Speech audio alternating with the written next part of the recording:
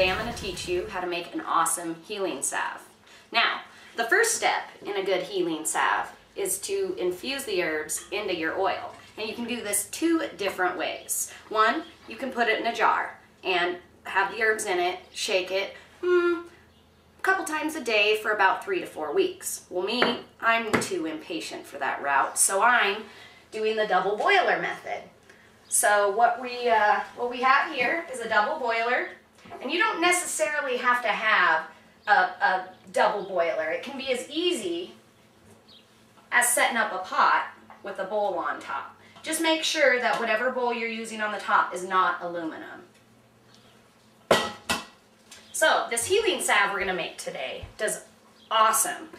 You can use it for cuts, bruises, poison ivy, skin irritations. I've had friends who've used it on boils, cold sores. I even have a friend who just had surgery on his hand, and he massages it into his hand every night. So, now oil.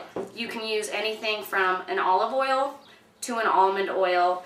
You could also use a coconut oil, but as you can see, it's a little bit different consistency. It's also got a melting point of about 76 degrees, so it doesn't do as well in hot weather. You would have to play with the beeswax mixture a little bit before figuring it out. So today I'm going to use olive oil, and we're going to use 2 cups.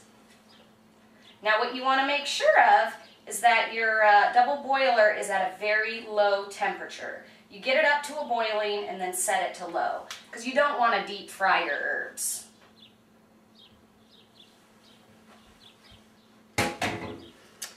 Our first ingredient is echinacea. You're going to use 1 teaspoon of echinacea root. Now echinacea stimulates the immune system. It also has antifungal and antibacterial properties.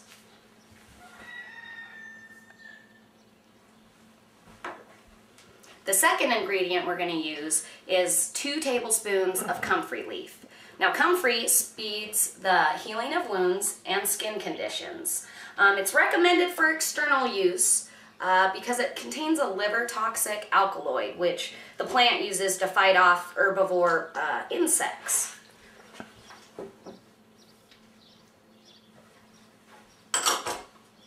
Our third ingredient is 2 tablespoons of plantain leaf. Now this, you're probably ripping out of your yard as we speak. It's a weed, not to be confused with the banana, but it helps to stop bleeding, and it has drying properties. You could actually use it as a poultice to pull slivers out.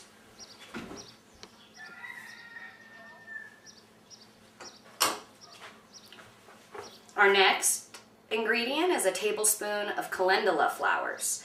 Now, this is one of the most popular herbs to help with cradle cap and diaper rash. It's a very mellow herb, so it's safe with children. It has anti-inflammatory, antiviral, and it's an immunostimulant.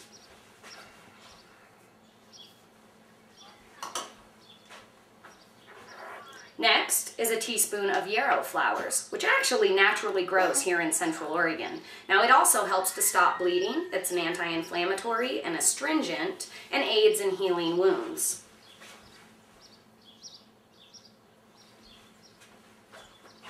And our last ingredient is rosemary leaf. Now rosemary stimulates your immune system, increases circulation, fights inflammation, bacteria, and fungi. Not only that, when you're cooking with it, it just smells good.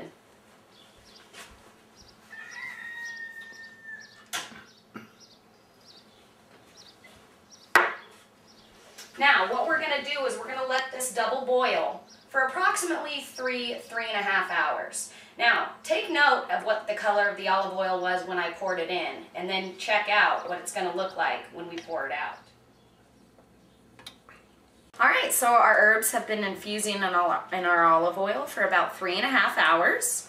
And what I've done here is I've got a big measuring cup along with a strainer, and then I've cut some cheesecloth. So we're going to lay that cheesecloth down in there, and we're going to take this. And because this is a double boiler and there's still water inside of it, I've wrapped the handle with a towel so that we don't get any water into our ointment.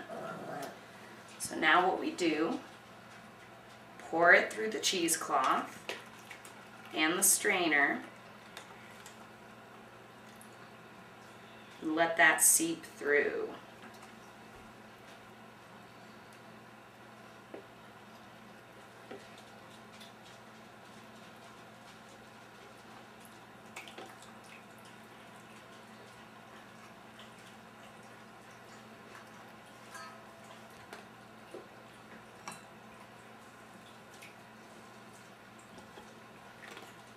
Get all that oil out of there into the cheesecloth.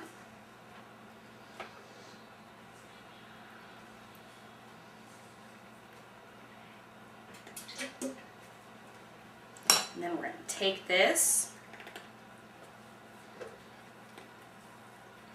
twist it up, and get all that goodness out of there.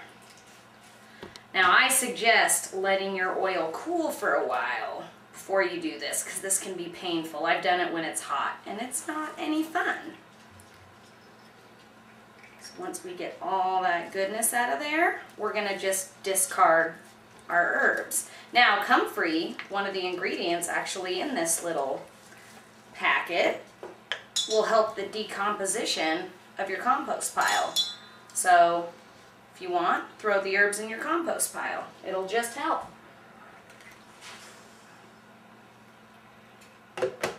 So now what I'm going to have to do is I'm going to have to clean this out to get the residual herbs out. And then we're going to put it back on the stove and heat it back up. So we'll be back in just a jiff. Alright, so we've put the oil back in the double boiler, and now we're going to use a 1/4 cup of beeswax. You can buy it in chunks and shred it yourself, but I prefer to buy the pastilles because I'm kind of lazy. So I'd rather not sit there and ruin a cheese shredder and shred for a long time. So anyway, we're putting the beeswax into the warm oil, and then we're just going to keep stirring until it all melts. And as you can see, it does not take long. These little pastilles melt quite quickly.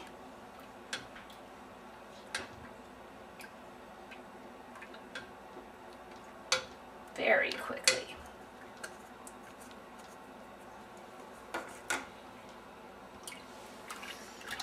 Turn the burner off. So as you can see, they've already melted. So now what we're going to do is we're going to take this back over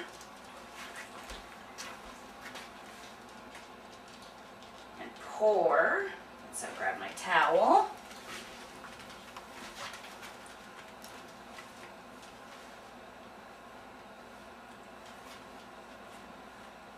Pour this back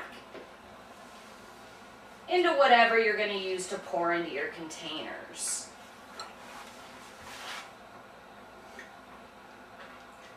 And there came the water.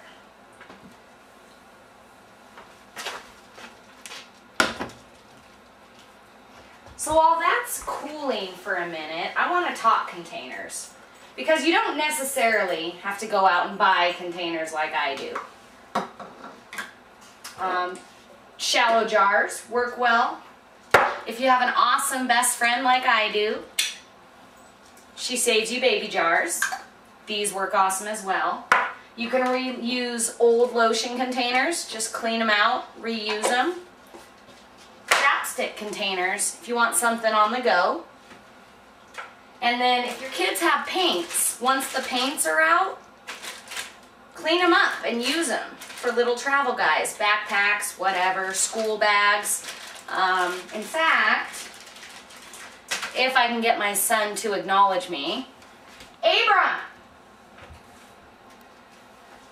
what do you call this?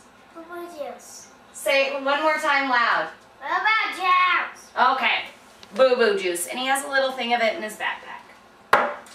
So, as we're letting this cool, we're going to add a little vitamin E oil to it, and that's going to help with the preservation. You You only need about a half a teaspoon.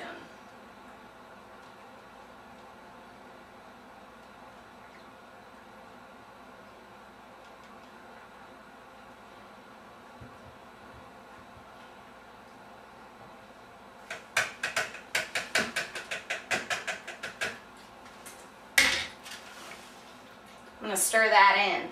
Oh, and for those of you die-hard Todd fans out there, I'm not replacing him. He's not gone. In fact, he's my cameraman. Say hi, Todd. Hi. So, no worries. He will be back. Alright, so we've stirred the vitamin E oil into that. And now, we're going to pour into our containers.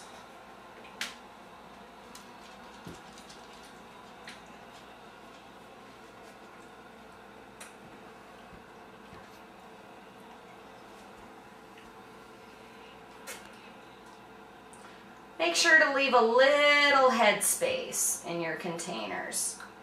Don't fill them up to the brim.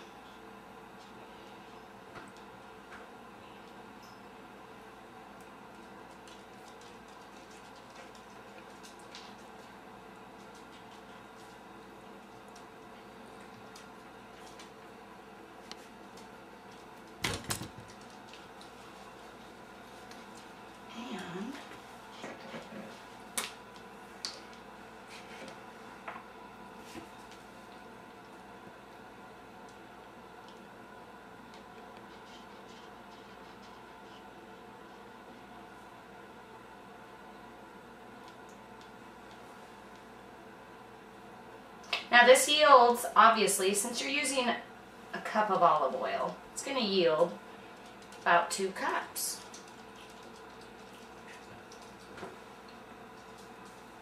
So there you have it.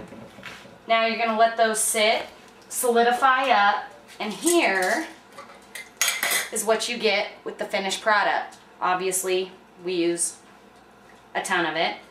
But that is what you're going to get with the finished product. A nice ointment for any wounds or troubles that you may have. Thanks for watching.